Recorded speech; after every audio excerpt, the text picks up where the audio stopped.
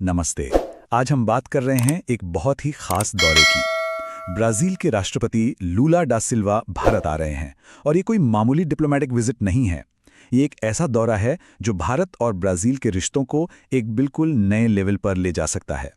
चलिए समझते हैं कि ये विजिट इतनी खास क्यों है। तो सबसे बड़ा सवाल तो यही है कि आखिर राष्ट्रपति लूला भारत आ क्यों रहे हैं। इस दौरे का असली मकसद क्या है? देखिए, इसका जवाब 3 बहुत बड़ी वजहों में छिपा है और ये वजहें भारत के भविष्य के लिए काफी अहमियत रखती हैं। तो इस दौरे के एजेंडे में 3 मेन चीजें हैं। पहली, भारत में हवाई जहाज बनाने की एक बहुत बड़ी डील। दूसरी, भविष्य का ईंधन यानी बायोफ्यूल पर एक मजबूत पार्टनरशिप। और तीसरी, दुनिया के सबसे बड़े एआई समिट में शिरकत।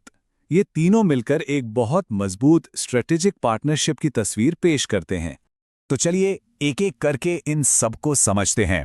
सबसे पहले बात करते हैं उस डील की जो भारत के मेक इन इंडिया मिशन को एक नई उड़ान देने वाली है। इस ऐतिहासिक पार्टनरशिप के पीछे 2 बहुत बड़े नाम हैं। एक तरफ है भारत का अडानी डिफेंस एंड एरोस्पेस, जो कि अडानी ग्रुप का ही हिस्सा है, और दूसरी तरफ है ब्राजील की कंपनी एम्ब्रेयर, जो कमर्शियल जेट बनाने की दुनिया में एक ग्लोबल जायंट है। और इस पार्टनरशिप से जो सबसे बड़ी खबर निकल कर आ रही है वो ये है, भारत में पहली बार कमर्शियल हवाई जहाज़ों के लिए एक फाइनल असेंबली लाइन बनाई जाएगी। सोचिए, ये इंडियन एविएशन सेक्टर के लिए कितना बड़ा गेम चेंजर हो सकता है। अब ये फाइनल असेंबली लाइन होती क्या है?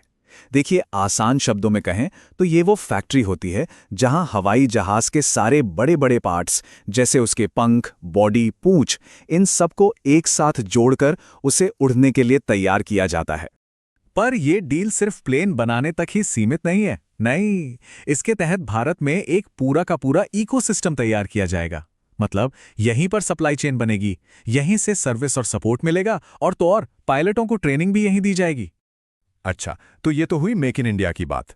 अब आते हैं इस दौरे के दूसरे बड़े मकसद पर, यानी भविष्य का ईंधन, बायोफ्यूल। देखिए, जब बायो एनर्जी की बात आती है ना, तो ब्राजील दुनिया में एक लीडर है। ये चार्ट साफ दिखाता है कि उनके देश की कुल एनर्जी में 18% हिस्सा बायो एनर्जी का है, जो कि एक बहुत ही बड़ा नंबर है। और ब्राजील की इसी कामयाबी से सीखते हुए भारत ने भी एक बहुत बड़ा टारगेट सेट किया है। हमारा लक्ष्य है 2030 तक पेट्रोल में 20% इथेनॉल ब्लेंडिंग करना। ये हमारी एनर्जी सिक्योरिटी के लिए बहुत जरूरी है। और ऐसा नहीं है कि ये सहयोग अभी शुरू हुआ है। इसकी नींव तो 2020 में ही रख दी गई थी एक MOU के साथ। फिर 2021 में पहली मीटिंग हुई और पिछले साल G20 के दौरान तो दोनों देशों ने मिलकर ग्लोबल बायोफ्यूल अलायंस की शुरुआत भी की। हवाई जहाज हो गए, फ्यूचर फ्यूल हो गया। अब आते हैं तीसरे और शायद सबसे दिलचस्प पहलू पर, टेक्नोलॉजी और AI यानी आर्टिफिशियल इंटेलिजेंस। राष्ट्रपति लूला दरअसल नई दिल्ली में हो रहे दूसरे AI इम्पैक्ट समिट में शामिल होने के लिए आ रहे हैं। और ये कोई छोटा मोटा इवेंट नहीं है, इस पर पूरी दुनिया की नजरें टिकी हुई हैं। इस समिट का स्केल कितना बड़ा है, इसका अंदाजा आप इसी बात से लगा सकते हैं। उम्मीद है कि इस समिट के दौरान भारत में लगभग $100 बिलियन का नया इन्वेस्टमेंट आएगा। और यहां कौन कौन आ रहा है, जरा वो लिस्ट देखिए। टेक की दुनिया के बादशाह गूगल के सुंदर पिचाई, ओपन AI के सैम ऑल्टमैन, दुनिया के बड़े लीडर्स जैसे फ्रांस के राष्ट्रपति मैक्रों, और भारत के इंडस्ट्री टाइटन्स मुकेश अंबानी और N चंद्रशेखरन, मतलब दुनिया के बड़े बड़े दिग्गज यहां मौजूद होंगे। तो ये 3 बड़ी डील्स तो हैं ही, लेकिन इस दौरे का एक और बड़ा मकसद है, और वो है भारत और ब्राजील के बीच की गहरी दोस्ती को और मजबूत करना। देखिए, दोनों देश मिलकर ग्लोबल साउथ यानी विकासशील देशों की एक मजबूत आवाज बन रहे हैं। ये दोस्ती कोई नई नहीं है, 2006 से ही दोनों देश स्ट्रेटेजिक पार्टनर्स हैं। और ये पार्टनरशिप कई पिलर्स पर खड़ी है, जैसे डिफेंस, एनर्जी, ट्रेड, टेक्नोलॉजी, और यहां तक कि UN सिक्योरिटी काउंसिल में सुधार जैसे बड़े मुद्दों पर भी दोनों देश एक साथ काम कर रहे हैं। और इकोनॉमी की बात करें तो यहां भी टारगेट बहुत बड़ा सेट किया गया है।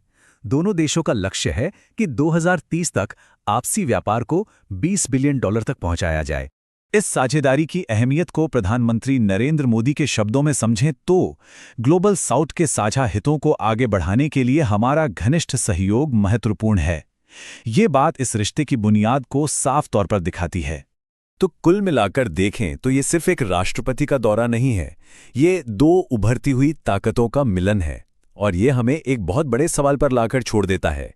क्या भारत और ब्राजील की ये मजबूत होती दोस्ती आने वाले वक्त में दुनिया का पावर बैलेंस वाकई बदल देगी?